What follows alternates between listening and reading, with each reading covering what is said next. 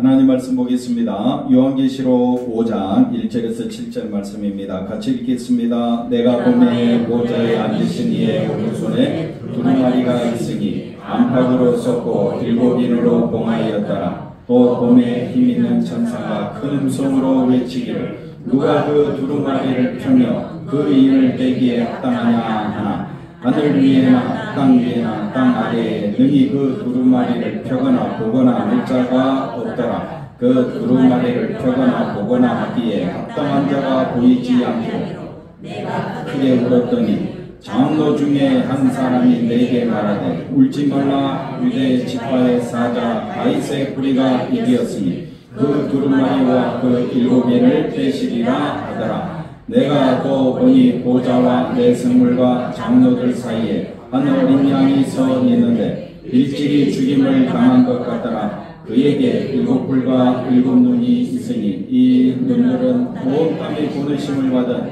하나님의 7영이더라. 그 어린 양이 나와서 보좌에 앉으신 이의 오른손에서 두루마리를 취하시니라. 아멘. 할렐루야. 하나님의 큰 은혜가 넘치기를 바랍니다. 두루마리와 7인을 떼시리라 라는 제목으로 같이 말씀을 상고하고자 합니다. 성경을 살펴볼 때 특별히 요한계시록은 상징적인 내용들이 참 많다. 그래서 그 상징들이 무엇인가를 알고 성경을 보면 쉽다. 그래서 요한계시록은 절대 어려운 책이 아니다 하고 말씀드렸습니다. 오늘도 이제 상징적인 내용들이 나올 텐데 한번 같이 살펴보면서 하나님 말씀이 무엇인가 하고 다시 우리가 살펴보는 그런 시간 되시기를 바랍니다. 우리가 이제 요한계시록 2장 3장은 지상에 있는 교회 모습을 그려주고 있고 요한계시록 4장 5장은 천국에 있는 교회 모습을 그려주고 있는데 천국에 있는 교회의 모습이 지상과 비교할 수 없을 정도로 너무 위대하고 너무 좋은 곳이다. 지금 오늘 우리가 이제 요한계시록 4장 5장 말씀이 있는데 천국에 있는 교회 모습은 어떤 곳인가 라는 부분을 살펴보도록 하겠습니다. 자, 4장 1절을 한번 가볼까요? 4장 1절 이 일 후에 내가 보니 하늘에 뭐가 있다 했습니다. 열린 문이 열렸다. 그리고 내가 들은 바 처음에 내게 말하던 나팔소리 같은 그 음성이 이르되 어떻게 하라고 했습니까? 이리로 올라오라. 한번 따라합시다. 사도 요한이 올라간 것처럼 본 것처럼 나도 말씀을 통해서 올라가고 보고 사도 요한이 믿은 것처럼 나도 믿으면 똑같은 믿음이다. 네, 그래서 똑같은 믿음이다 이 말은 뭐냐면요, 나는 하늘에 올라가서 세상을 보겠다는 거예요. 세상에서 세상을 보며 세상 것밖에 안 보입니다. 네, 세상에서는 머니가 최고고 세상에서는 권세가 최고고, 그죠? 세상에서는 뭐가 최고입니까? 명예가 최고인데 세상에서 세상을 보는 것은 세상 사람들이 하는 일이고, 요한계시록 말씀은 오늘 저와 여러분은 사도 요한이 세상을 바라볼 때 어디서 바라봤느냐? 하늘에서. 하늘문이 열리고 이리로 올라오라. 할렐루야. 우리도 이리로 올라오라. 뭘 통해서 올라갔습니까? 말씀을 통해서. 사도 요한이 보고 듣고 그 기록한 모든 것을 우리에게 왜 보여주시느냐? 사도 요한이 본 것이 내가 본 것이요. 사도 요한이 믿은 것은 내가 믿은 것이라면 믿음은 하나다. 하나님이 주신 것이다. 동일하다. 그러므로 저와 여러분도 사도 요한이 천국에서 생명을 얻은 것처럼 한번 따라합시다. 우리는 예수 안에서 생명을 얻은 자다. 지금 나는 어디에 앉아있다? 하늘에 앉아있다.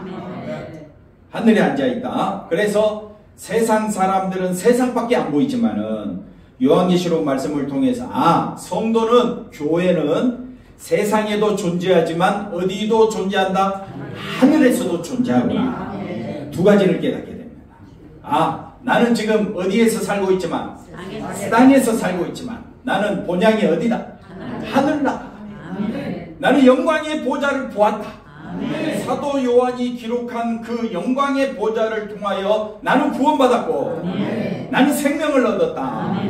사도 요한의 모습은 누구의 모습이다? 나의 모습.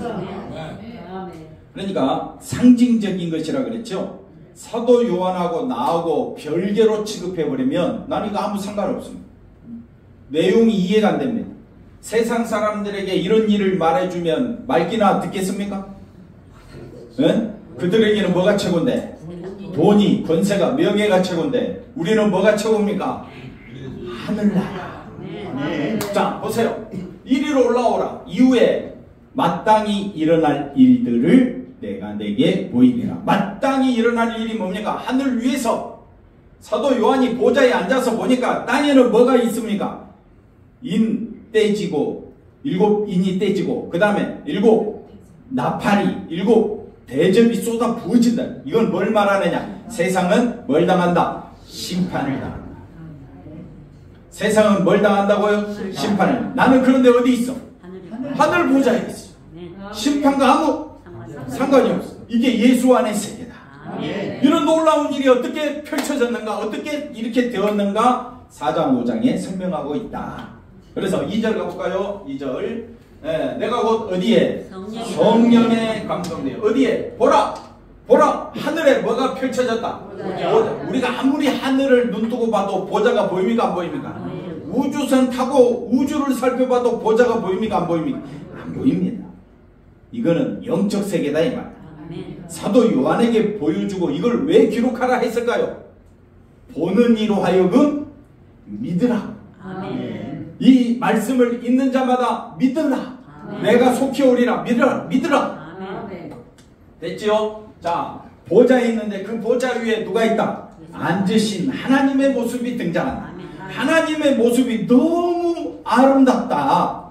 그래서 3절에 보니까 그 앉으신 모양이 뭐 같더라 이렇게 됐죠. 그러니까 앉으신 모양이 벽옥 봤습니까? 홍보석 봤어요?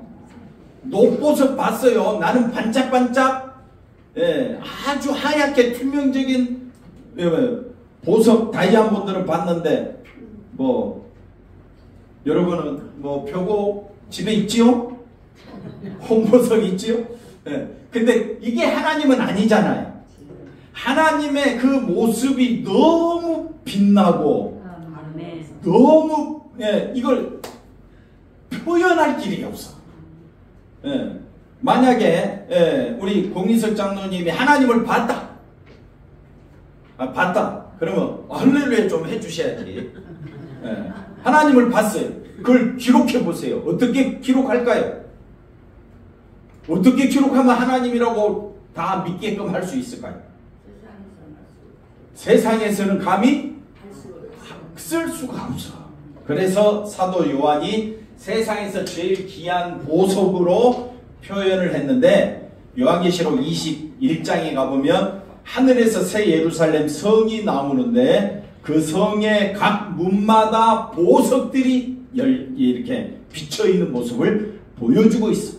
그러니까 하나님의 모습과 새 예루살렘인 교회의 모습이 동일한 보석으로 이렇게 설명을 하고 있다. 이건 또 나중에 가서 살펴보고 어쨌든 하나님의 보좌에 앉으신 하나님이 얼마나 영광스러운 분인가를 사도 요한이 요한계시록 지금 4장에 설명하고 있습니다. 우리가 있는 우리 교회의 모습은 참 약하고 또 힘도 없고 우리 교회는 세상적으로 봤을 때는 참 연약하기 그지없지만은 생각해 보십시오. 우리 모두는 다 하늘 보좌에 가게 될 줄로 믿습니다. 얼마나 영광스러운가를 설명하고 있고 4절 자, 보좌에 둘려 뭐가 있다 했습니까? 24 보좌들이 있는데 그 보좌들 위에 24 장로들이 뭘 입고? 흰 옷을 입고 그 다음에 머리에는 은가를 쓰고 어디에 앉았더라? 보좌에 앉았더라. 이것이 뭘 상징한다 했습니까? 24 보좌들 24 장로들은 뭘 상징한다? 교회 대표자들이다. 교회 대표자들이라는 말은 우리도 그렇다 이 말입니다. 그러니까 이거는 상징입니다. 상징. 상징이니까 아, 교회가 이만큼 대단하구나. 그래서 라오디게아 교회를 향하여서 사도 요한이 편지를 쓰면서 뭐라고 말합니까? 이기는 자에게는 내가 라오디게아 교회는 뭘 주겠다? 보좌에 앉게 해주겠다. 아멘 좀 해보세요. 어디 앉게 해주겠다? 보좌. 누구에게? 라오디게아 교회에. 서머나 교회에. 서머나 교회. 이기는 자에게 내가 뭘 주겠다? 서머나 면류관을 주겠다. 예. 기억 안 해도 돼요. 하여튼 우리는 면류관을 쓰고 그 다음에 4대 교회 이기는 자에게 뭘 주겠다? 흰옷을 주겠다. 라오디게아 교회 성도들에게 이기는 자에게는 내가 보좌에 앉게 해주겠다. 그러니까 뭡니까? 보좌는 라오디게아, 4대 교회는 흰옷, 그 다음에 또 뭡니까? 면류관은 서머나 교회. 그러니까 각 교회들을 대표하는 뭘 상징한다? 교회를 상징한다. 24장로, 24교회, 요한계시록에 내성물이 찬양하고 24장로가 찬양한다. 보좌에 앉아있다. 이거는 뭘 말하느냐? 우리 성도들이 앉아있는 모습이다. 아멘. 할렐루야. 아멘. 이걸 세상 사람들은 이해해요, 안 해요? 말해도 몰라. 근데 예수님만 바라보는 성도들은 야, 영광의 보좌가 여기 있구나. 예수 안에 세계가 이렇구나. 감사와 찬양과 영광을 우리 주 예수 그리스도께 돌리게 될 줄로 믿습니다. 5절 가봅시다. 5절. 이게 하늘 보좌 모습이. 보좌로부터 이제는 뭐가 나옵니까? 하나님의 7영의 소리가 들립니다. 하나님의 7영의 소리는 뭡니까? 번개와 음성과 우레소리. 번개, 음성, 우레소리는 하나님이 말씀하시는 소리다. 그 하나님의 말씀이 번개, 그 다음 뭐라고 했어요? 음성, 우레소리라는 말은 무서운 심판의 소리다. 근데 성령을 받은 자는 성령이 우리 마음에 역사하셔서 뭐라고 이야기하느냐? 우리가 죄인인 줄 고백하게 되고 이 죄악 가운데서 살 길은 오직 예수님밖에 없습니다.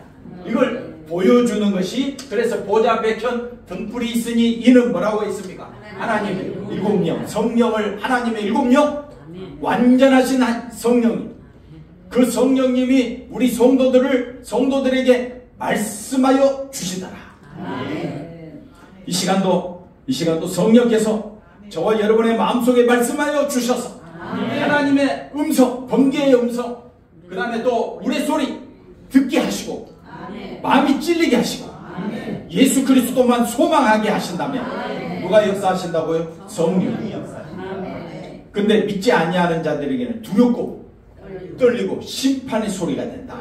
그 다음에 6절 보십시다. 6절 보좌 앞에 이게 지금 사도 요한이 보좌에 가서 보니까 보좌가 열려지는 그 세계를 감히 상상할 수 없는 세계를 여러분 지금 상상할 수 있죠? 지금 머릿속에 그려지죠? 책으로 써보세요. 한번 써보세요. 이게 써지는가? 그러니까 성령이 역사하셔서 사도 요한에게 기록하라. 자금 이후로 예수 안에서 죽은 자들이 복된다. 복의 세계를 설명하고 있다. 그럼 보십시오. 보좌 앞에 뭐가 있다고 했습니까? 좀 보세요. 들으세요. 뭐가 있어요?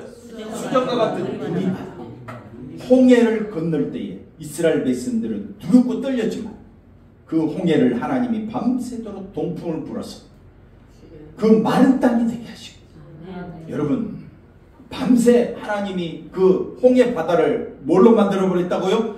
마른 땅. 그들이 건널 때 마른 땅으로 홍해 건너고 나서 보니까 외국 군대가 그 속으로 야 우리도 들어가자 들어왔는데 물이 어떻게 해요? 합쳐지니까 어떻게 해요? 사망의 세계가 유리바다입니다. 유리바다 속에는 뭐가 있느냐? 바다, 물. 한번 따라합시다. 불바다. 그게 뭐라고요? 유리바다. 유리바다는 뭘 상징한다? 불바다. 불은 뭡니까? 심판. 그 다음에 물은 죽음. 죽음과 심판을 동시에 설명하고 있는 단어가 또 뭐라고요? 유리바다. 그 밑에는 심판의 세계가 펼쳐져 있고, 심판의 세계. 그런데 우리 성도들은 하늘 보좌에 앉아 있으니 나는 심판과 상관이 없다. 이게 믿음의 승리 아닙니까? 아멘. 왜 우리가 예수님 믿습니까? 생명을 받았어요. 아멘. 생명 얻는 길은 오직 어디 안에만 있다. 예수. 더 자세히 설명해 보겠습니다. 기쁨으로 들어오시기를 바랍니다. 아멘. 자, 6절에 보좌 앞에 수정했던 유리바다. 이제 유리바다 지금 사도 요한이 처음에는 이만큼 설명했다. 그 다음에 이만큼 설명했다. 그 다음에 또 어떻게 해요? 이만큼 설명했다. 그 다음에 또 이쪽으로도 설명했다. 펼쳐지는 그 모든 광경을 한꺼번에 기록할 수가 없으니까 차근차근 쪼개서 양파 껍질을 벗기면 예수님이 나온다고 생각해 보십시오. 양파 껍질 벗기면 뭐가 나옵니까? 아무것도 안 나와요. 양파밖에 없습니다. 근데 양파 속에 뭐가 있다고요? 예수님이 있다. 생명이 있다 라고 생각합니다. 이 양파를 통해서 예수님을 설명하고, 이쪽에서 바라보니까 예수님을 설명, 밑에서 또 양파를 파고 보니까 누가 나와? 예수. 그러니까 각 성경마다 누구를 묘사하고 있어? 예수님을 묘사하고 있어. 자, 보십시오. 이제는 보좌 가운데와 보좌 주위에 뭐가 있습니까? 내생물. 내생물인데 같은 말이 에스겔서 10장에 보니까 에스겔서 10장에서는 그룹이라고 표현해. 내생물을 에스겔서는 뭐라고 표현해? 그룹. 그러면 이사야 6장에서는 뭐라고 설명합니까? 내생물을 뭐라고 설명해? 대답 좀 해주세요. 성경을 많이 읽으신 장로님. 서라. 눈을 가리고 두 날개는 날고 두 날은 발을 가리고 있는 서라. 한번 따라합시다. 그룹들. 그 다음에 서라. 그 다음에 내생물. 같은 의미다. 이게 천국 보좌의 모습. 그러니까 우리가 출애굽기 보면 언약궤를 만들잖아요. 그 언약궤 뚜껑을 뭐라고 그래요? 개뚜껑. 뭐 어려운 거 아니에요. 개뚜껑인데 그걸 다른 말로 쉬운 자. 네, 쉬운 자라고 해요. 네, 개뚜껑에 뭐가 있느냐? 천사의 모습을, 날개를 펴서 구름을 덮고 있는 두 천사가 서로 마주보고 있는 그 두 천사를 뭐라고 표현하느냐? 그룹이라고 그래요. 그룹. 좀 아는 척 좀 해주세요. 아, 그렇구나. 네. 그러니까 내생물은 상징하는 거다. 실제로 그렇다는 것이 아니라 지금 사도 요한에게 보여주는 하나님의 보좌의 모습을 사도 요한이 보면서 자기 나름대로 기록한 거예요. 그럼 보십시다. 내생물, 다른 말로 뭐라고 그랬어요? 그룹. 스라. 예. 그런 내생물이 그들의 앞뒤에 뭐가 가득하더라? 계상하지. 상상할 수 없지. 그러니까 이걸 뭐라고 이야기해? 상징이다. 그러면 내생물은 뭘 상징하느냐? 온 세계 피조물을 상징한다. 어떻게 알 수 있느냐? 7절 가봅시다. 7절. 자, 내생물은 뭐 같고? 왜 사자 같다고 했을까? 피조물. 동물 중에 왕. 그 다음에 송아지. 가축 중에 송아지. 그 다음에 또 뭡니까? 얼굴이 같고. 그 다음에 하늘을 나는 새들의 대표자. 이렇게 모양을 해놓은 거는, 야, 내생물, 그룹, 그 다음에 스라, 내생물, 이거는 다 뭘 상징한다? 온 세계 피조물을 대표해서 하나님 주변에서 찬양하고 있는 모습. 할렐루야. 이게 우리가 거하게 될 성전이다. 그러니까 우리 성도들이 얼마나 존귀한 자냐. 옆 사람 보고 인사합시다. 당신은 존귀하신 분입니다. 이게 세상적인 가치관으로 보면 아무 의미가 없어요. 그런데 내가 어디에 속한 자라면 하늘에 속한 자. 24장로가 머리에 금면류관을 쓰고, 여러분 옆에 있는 사람 보십시오. 금면류관을 썼는가? 그 다음에 무슨 옷을 입고? 흰 옷을 입고, 그 다음에 보좌에 앉아있다. 장로님 얼마나 멋있습니까? 발음이 안 되네. 너무나도 존귀한 모습을 요한계시록이 우리에게 기록되며 가르쳐 주므로, 야, 이 세계만 바라보자. 이 세계는 오직 누구 이름으로 간다? 예수 이름으로. 나는 예수님만 사모하리라. 두 손 들고. 순진이 나네. 자, 아니 계속 설명해 볼게요. 그 다음에 자, 내생물은 각각 6날개 이사야에 있는 말씀을 끌고 온 겁니다. 그 안과 주위에 눈들이 가득하더라. 그들이 내생물이 서랍들이 그룹들이 밤낮 쉬지 않고 뭐라고 이야기합니까? 거룩하다. 주 하나님 곧 전능하시니 전에도 계셨고 이제도 계시고 장차 오시고. 왜 이렇게 하나님을 찬양하느냐? 9절에 가볼까요? 9절이 그 생물들이 보좌에 앉으사 세세토록 살아계시는 이에게 영광과 존귀와 감사를. 그러니까 하나님 보좌에서 제일 먼저 내 생물이 찬양하고 그 다음에 24장로가 찬양하고, 이게 4장에 나오는 내용이고 5장에 가니까 또 내 생물이 찬양, 또 24장로가 찬양해, 온 피조물이 찬양해. 찬양이 5번 나온다 이 말이에요. 할렐루야. 네. 요한계시록 어려운 책이 아니다. 하늘 보좌에서 보라. 요한계시록 읽을 때 감사함으로 보라. 네. 내가 지금 어디에 앉아서? 하늘 보좌에 앉아. 지금 사도 요한은 도미티안 황제 박해 때문에 밤무섬에 유배돼가지고 그 들어가는데 상당히, 저도 안 가봤는데 들어간 사람 말 들어봤을 때는 상당하게 오래 걸린, 갔다가 빠져나오는 것도 있고, 그 밤무섬에 유배돼서 이제 기독교는 끝났구나, 이제 예수 믿는 사람들은 끝났구나 하는 그 찰나에 하나님은 사도 요한을 통해서 영광의 보좌를 보여주시고, 영광의 보좌는 축복의 세계, 은혜의 세계지만, 찬양의 세계지만, 그 밑에 유리바다는 무슨 세계라고요? 심판의 세계가 펼쳐지는 놀라운 광경을 보면서 이 말씀을 기록해서 초대교회 성도들에게 보여줬더니 초대교회 성도들이 아멘, 주 예수여, 예수님만 바라보게 해 주옵소서. 신앙이 어디로 간다고요? 예수님께로. 그러나 이 말씀을 받지 못한 자들은 말씀이 이해가 안 돼. 요한계시록이 어려워. 요한계시록이 너무 어려우니까 사람 수로 숫자를 살리거나 상징적인 숫자를, 14만 4천 명이 뭐라고요? 상징적인 숫자입니다. 교회를 가리키는 말인데 그 숫자에 들어가야 된다고 얼마나 이단들이 판을 치고 까부는지. 그러니까 우리 예수 믿는 사람들이 이것이 뭔지 저것이 뭔지 분별하지도 못해요. 그럴 때에 사도 요한이 성경을 분명히 우리에게 제시해주고, 오직 누구만 의지하라? 예수님만 의지하라. 자, 10절 가봅시다. 그 다음에 누가 찬양한다 했습니까? 24장로는 뭐라 그랬습니까? 14만 4천 명, 어린 양의 신부, 성도, 교회, 새 예루살렘 성도 상징. 그 천국이 그렇다고. 그 옛날에 저 멀리 천국은 세모처럼 이렇게 생겨가지고 그거 대해서 특별해가지고 저도 속았어요. 그런 줄 알고 그때는 제대로 알지도 못했어요. 그런 이단들이 판을 치는 세상에서 저와 여러분이 분명히 알아야 될 것은 상징이다. 상징. 뭘 상징한다고요? 예수 안에 있는 교회. 예수 안에 있는 교회가 예수님이 존귀하니까 교회도 어떻다고요? 존귀하다. 그걸 설명하고 있는 거예요. 우리가 얼마나 존귀하냐입니까? 금면류관을 쓰고, 그 다음에 사람을 가장 존귀하게 표현하는 건 뭘 어떻게 표현하면 될까요? 예를 들어서 조현우 장로님이 너무너무 존귀하신 분이야. 어떻게 표현해요? 우리 조현우 장로님은 가운데 머리가 약간 빠지시고, 안경도 안 쓰시고, 양복은 이렇게 입었고, 키는 한 190 돼야 되는데 170밖에 안 되고.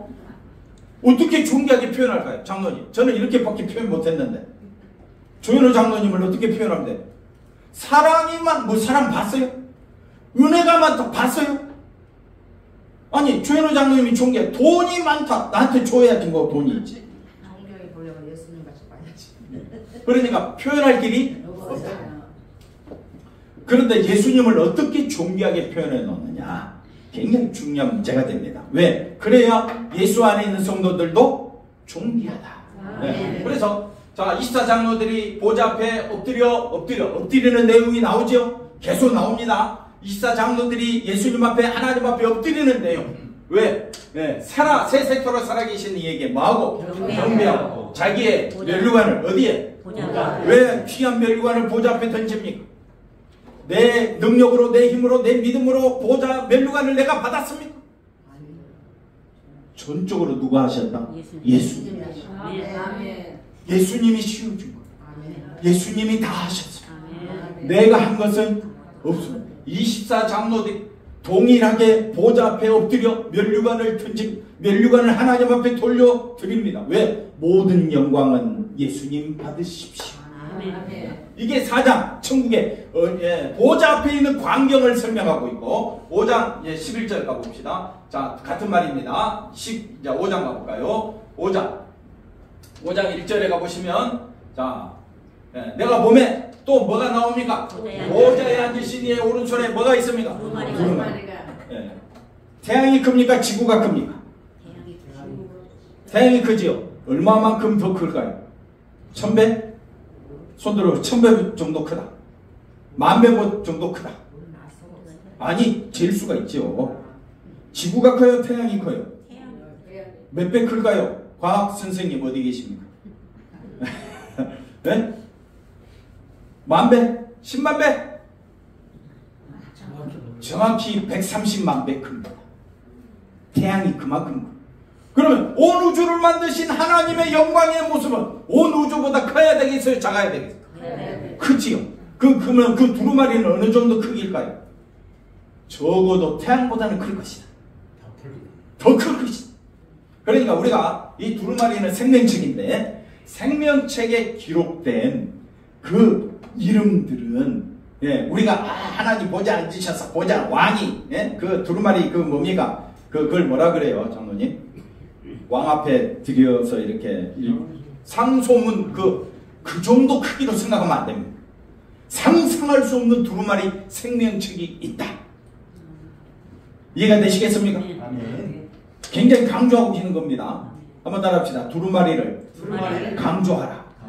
이 책은 무슨 책? 생명의 책이 누구에게 있다? 하나님의 오른손에 있는데 안팎으로 쏟고 그 다음에 7인으로 봉하였더라. 7인으로 봉했으면 뗄자가 있어야 되겠죠. 있다고 좀 해주세요. 뗄자가 있겠죠. 그러면 2절 가봅시다. 내가 또 보면 힘있는 천사가 큰 음성으로 외치기를 누가 그 생명책을 펴면 그 인을 떼기에 합당하냐. 장로님 뗄 수 있겠어요? 하늘문도 못 여는데 뭘 떼겠어요? 거기도 없는 모양이다. 왜? 거기도 없다고요? 그런 것 같아요. 그래서 3절에 뭐라고 말하느냐? 천사가 뭐라고 말합니까? 하늘 위에, 땅 위에나 땅 아래에 능히 그 두루마리를 펴거나 보거나 할 자가 없으면 생명의 문이 어떻게 된 거예요? 닫힌 거죠. 나는 생명을 얻을 수가 없지요. 그러니까 사도 요한이 4절에 뭐라고 말합니까? 그 두루마리를 펴거나 보거나 하기에 합당한 자가 보이지 아니하고 내가 크게 울부짖어 울었어. 하늘 보좌의 모습을 보게 되고 그 생명책에 기록된 그래서 모세가 뭐라고 말합니까? 이 백성들이 자꾸 원망하고 하나님 말씀 듣지 않으니까 그 우상 숭배했던 이스라엘 백성들을 위하여 기도하면서 하나님 생명책에서 제 이름을 제하여 주옵소서. 그러니까 이미 생명책이 있다는 것은 어디서부터 알 수 있느냐? 출애굽기 모세부터 알 수 있어. 생명책에서 제 이름을 제하여 주시고 이 백성을 사하여 주옵소서. 이게 모세의 기도입니다. 그런데 그 사도 요한이 지금 뭐라고 말합니까?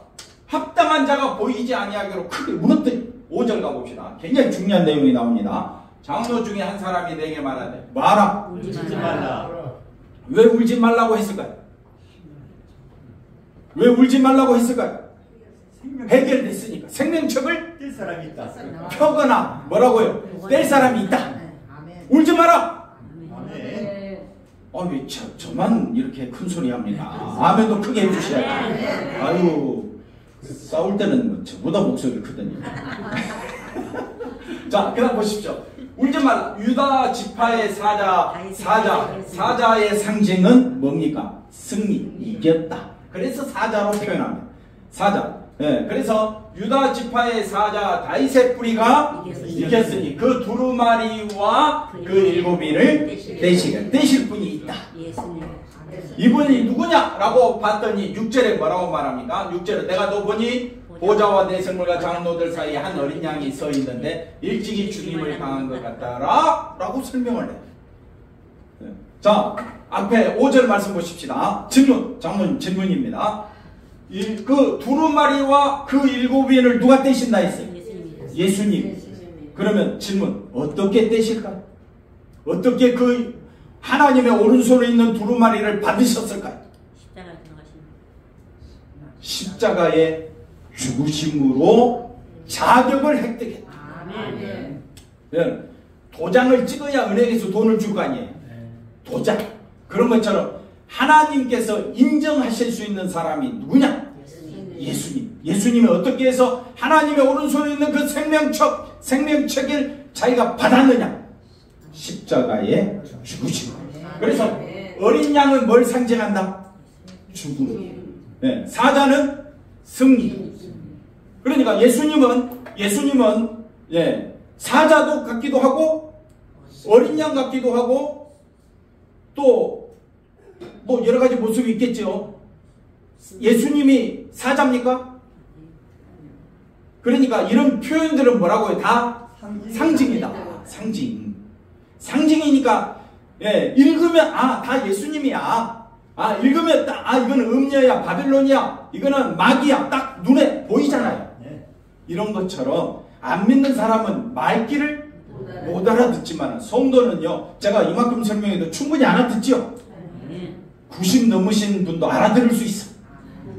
아니 딱 보니까 어린 양은 누군데? 예수님. 예수님이 생명책과 두루마리와 7인을 떼신, 7인을 뗀다는 게 뭐예요? 심판하겠다. 이 생명책에 기록된 자는 생명의 하늘나라로 인도하고 생명책에 기록되지 않는 자들에게는 뭐가 임하겠다? 심판. 7인을 떼실 때마다 뭐가 있다? 심판. 한 번 더 합니다. 나팔. 심판은 똑같습니다. 심판을 인으로 표현하고 7 나팔로 표현하고 한 번 더 3세번. 하나님의 말씀은 변치 않으시고 반드시 이루어진 3세번. 나 3번 말할 때까지 말 안 들으면 어떻게 해? 반드시 내가 혼내주겠다. 우리도 그렇게 쓰잖아요. 3번. 한 번 참았어? 2번 참았어? 인, 나팔, 대접. 이게 이제 6장부터 18장까지 계속 이어집니다. 걱정하지 마십시오. 중간중간마다 뭐가 나오느냐? 교회는 승리했다. 교회는 보좌에 앉아있다. 우리는 어디에 앉아있다? 보좌에 앉아서. 심판과는 아무 상관없다. 누구 때문에? 예수님이 어떻게 하신 거? 십자가에 죽으심으로. 그 다음에 그 말 하지 말고 이제 한 단계 올라가야지. 십자가에 죽으셔서 부활하시고 승천하셔서 보좌에 앉으신 다음에 두루마리를 취하시고 인을 떼시는 것이 보좌에 앉으셔서 하시는 일이다. 왜 보좌에 앉으셔서? 사인하는 거예요. 보려고, 공부하려고. 마찬가지로 보좌에 앉으셔서 생명책에 기록된 자들을 다, 내게 속한 자들은 하나도 잃지 아니하고 생명책에 기록된 자들은 다 하늘로 이끄시고 하늘 보좌에 앉게 하시고 그게 기록되지 않는 자들은 다 심판하시고. 심판이 뭐라고요? 인을 떼는 겁니다. 그러니까 인 떼는 거 계시록은 심판의 책입니다. 근데 나는 심판과 상관이 없다. 첫 번째 죽음은 모든 인간은 한 번은 죽어야 된다. 근데 반드시 예수 안에 있어는 두 번째 심판이 없다. 제가 한 말이 아니라 성경이 하는 말이니까. 할렐루야. 자, 보십시오. 한 어린 양이 서 있는데, 어린 양이 서 있습니까? 양발로 이렇게, 양발에 네 발로, 그것도 서 있다 해야 되나? 하여튼 서 있는. 일찍이 죽임을, 그러니까 일찍이 죽임을 당한 것들아, 이 말이 왜 나오느냐? 이 말이 왜 나온다고요? 죽임을 당하셔야만이 두루마리를 취할 수 있고 펼 수 있고, 그 다음에 7인을 떼시는 그 자격 기준이 뭐냐? 죽임을 당해야 된다. 이게 하나님의 일이다. 그래서 예수님이 십자가에 죽으신 거예요. 예수님이 십자가에 죽으면 하나님의 뜻을 이루기 위해서. 일곱 인을, 그래서 예수님은 어떤 분이냐? 이 어린 양은 어떤 분이냐? 일곱 뿔과 일곱 눈이 있으니 이 눈으로 온 땅에 보는 힘을 받은 하나님의 일곱 영, 성령이 함께 하신다. 하나님과 예수님과 성령님은 함께 하신다. 네. 그래서 그 다음 7절. 자, 보세요. 그 어린 양이 나와서 보호자에 앉으신 이의 오른손에서 두루마리를 취하시니라. 두루마리를 왜 취했습니까? 왜 취했습니까? 하나님이 왜 주십니까? 이제는 내 권세를 너에게 주겠다. 마태복음 28장 제일 마지막에 하늘의 권세를, 땅의 권세를 예수님이 말씀합니다. 하늘의 권세 하나님이 내게 주셨으니 너희는 온 사방에 복음을 전하라. 할렐루야. 그러니까 오른손에서 두루마리를 취하실 분은 누구밖에 없다? 예수님밖에. 예수님이 어떻게 하심으로 그걸 취하게 됐습니까? 십자가에 십자가의 죽으심 생각할 때 감사할 것밖에. 그래서 성도들은 감사가 재물이 되고 감사가 헌금이 돼야지. 헌금할 때 억지로 마지못해서 짜증내면서 왜 그것밖에 안 되냐, 왜 그만큼이나 안 되느냐. 우리는 뭐 하고 있다? 감사가 빠진 헌금, 감사가 빠진 예배. 그 무슨 하나님 앞에 연락되겠냐. 십자가 보혈, 성도들은 십자가 보혈 생각하면 생각할수록 감사밖에 안 나와. 그게 뭐라고요? 예배다. 영과 진리로 예배하는 자들을 찾으시나. 예배가 잠자는 데입니까? 네? 딴 생각하는 곳입니까? 예배는 온 마음을 다하여 십자가만 높이는 장소가 되어야 할 줄로 믿습니다. 자, 두루마리를 취하셨다. 이게 간단한 말이지만 이 성경 전체를 꿰뚫는 말씀입니다. 하나님이 예수님을 보내시고 예수님을 통하여 십자가 지게 하시고 그 십자가 지시고 죽으신 다음에 3일 만에 부활하시고 승천하심으로 뭘 취하게 됐다? 두루마리를 취하게 됐다. 그 다음에 뭐라고요? 7인을 떼시게 됐다. 그 다음 보십시다. 8절. 그 두루마리를 취하시면 한번 보십시다.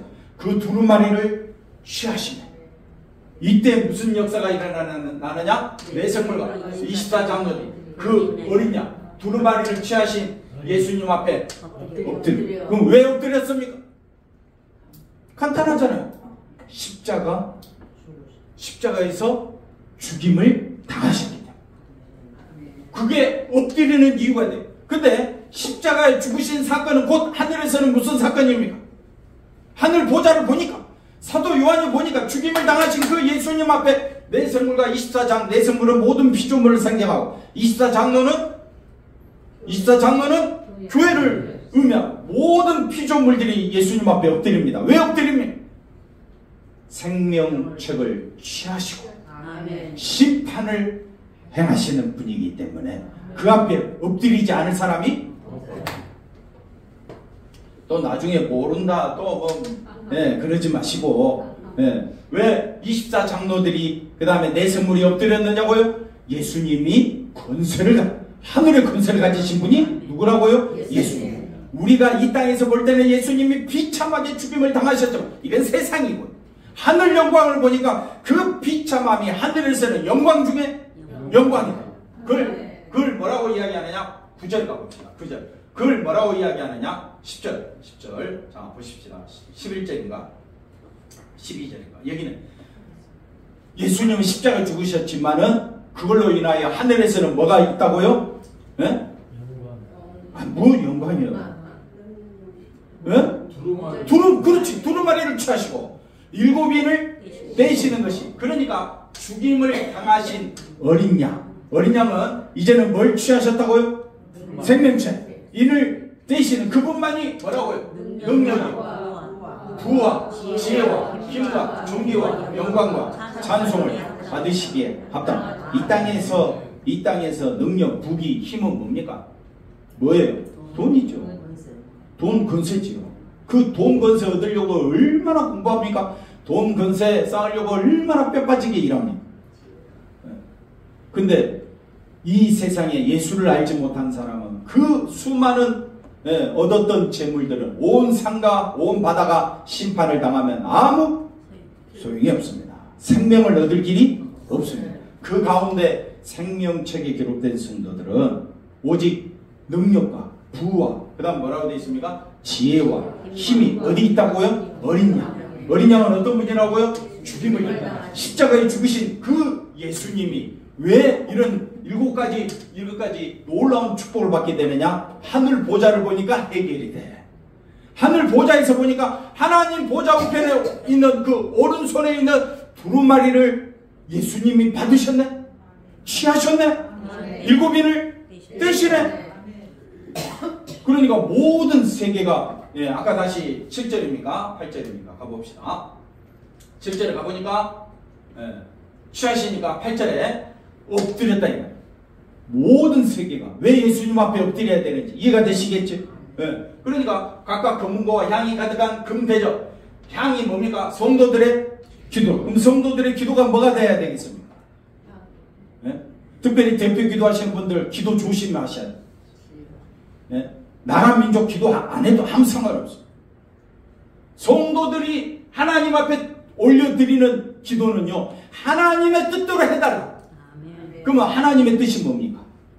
예수님이 십자가에 죽으신 겁니다. 그러면 성도들의 기도가 뭐가 돼야 됩니까? 십자가에 죽으신 그 예수님만 바라보게 해달라. 그 예수님이 십자가 지시기 전에 아버지 할만하시거든. 이 잔을 내게서 옮기시옵소서. 겟세마네 동산에서 예수님이 기도하시면서 만약 아버지의 뜻이거든. 아버지의 뜻대로 되기를 원합니다. 예수님이 겟세마네 동산에서 기도하신 것이 바로 우리 성도들의 기도가 되어야 되지 않겠습니까? 한번 따라합시다. 십자가 지고 십자가만 바라보고 예수님만 높이며 살게 해 주옵소서. 이게 상달되는 기도가 아니겠습니까? 이 향이, 이 기도가 가득했다. 왜? 그 기도는 내생물과 24장로들의 기도입니다. 그 다음에 9절 가볼까요? 9절. 그들이, 그러니까 새 노래는 뭐냐? 새 노래는 첫째, 두루마리를 가지셨기 때문에. 어린 양이 뭘 가지셨다? 두루마리를 가지셨기 때문에. 두 번째, 인봉을 떼시기 때문에. 그 다음에 3번 보십시다. 아니야, 여기 보면. 사람들을 뭘로 사서? 피로 사서 하나님께 드리셨기 때문에 그 새 노래를 부른다. 말씀이 재밌죠? 은혜가 됩니까? 김병대 집사님 다 알아듣겠죠? 너무 쉽잖아요. 보세요. 왜 그들이 24장로와 내생물이 새 노래를 부릅니까? 첫째 뭐라고요? 두루마리. 첫째라는 말은 없지만 보십시오. 두루마리를 가지셨고, 두 번째 그 인봉을 떼기에 합당하시기 때문에 뭘 부른다? 새 노래를. 그 다음 보십시오. 일찍이 죽임을 당하사 반복되죠? 죽임을 당하사 피로 같은 말이잖아요. 각 족속, 방언, 백성, 나라가 온 세계 가운데서 택한 하나님의 백성을 죽임을 당하사 자기 피로 사셨기 때문에 귀합니까? 안 귀합니까? 귀하죠. 예수님의 피와 동질성을 갖고 있는 게 성도입니다. 하나님이 피로 값주고 사신 교회라고 했잖아요. 피로 사신 교회가 뭐예요? 사신 것이 교회잖아요. 그 교회가 대단한 거잖아요. 그럼 옆 사람 보고 있어. 당신은 대단하신 분이에요. 세상의 눈으로 볼 때는 뭐라고요? 아무것도 아니지만 하나님께서 뭘로 값주고 사셨다? 피로. 예수님이 죽임을 당하심으로 만드신 일이다. 그래서 하나님께 뭐하고? 드리시고. 할렐루야. 10절 보십시다. 그러니까 그들로 우리 하나님 앞에서 네 번째 이유가 나옵니다. 나라와 제사장을 삼으셨으니. 그래서 베드로전서 2장 9절에 왕 같은 제사장이라. 그럼 우리도 십자가 죽으신 그 예수님을 찬양하지 않을 수가 없죠. 다섯 번째 뭡니까? 그러니까 우리가 예수님을 높이고 사는 예배가 우리의 삶이 뭐라고요? 왕노릇하는 것이다. 야, 땅에서는 교회 다니는 것이 참 별 볼 일 없는데 예수 믿는다고 핍박도 당하고 네로 황제, 도미티안 황제, 그 다음에 초대교회 우리나라도 복음이 들어왔을 때 얼마나 수많은 사람들이 예수 믿는 사람을 가짜게 보고 예수 믿는 사람끼리도 싸우고 예수 믿으면서도 십자가의 은혜를 모르니까 자기의 명예, 자기의 영광을 얻으려고 나타내려고 수많은 사람들이 힘썼으나 정말 믿음의 사람은 누구만 높이나? 예수님만 높이고. 누구만 높이더라? 예수님만. 11절. 그래서 내가 또 보고 들음에 자 보십시오. 보좌와 생물들과 장로들을 둘러선 천사가 찬양을 합니다. 12절 뭐라고 찬양합니까? 이렇게 찬양을 합니다. 13절 가볼까요? 내가 또 들으니 하늘 위에와 땅 위에와 땅 아래와 바다 위에와 그 가운데 모든 피조물이 보좌에 앉으신 이와 어린 양에게 뭘 돌립니까?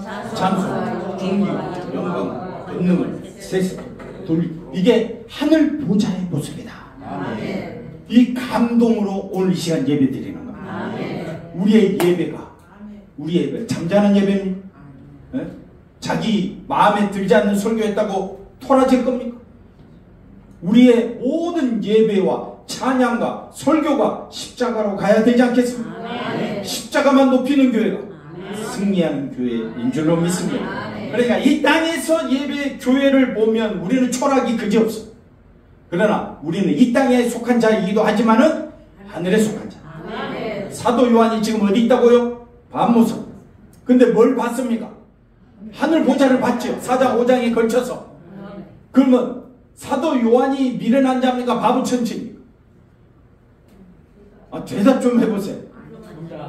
둘 다 아니. 그럼 어떤 자입니까? 영광스러운 존재다. 하늘 보좌에 올라갔으니까. 그럼 우리 성도들은 어떤 존재입니까? 영광스러운 존재. 할렐루야. 기도합니다. 하나님 감사합니다. 예수님만 높이며 의지하며 살아가는 저희들의 삶이 되게 도와주시옵소서. 예수님의 이름으로 기도하옵나이다. 아멘.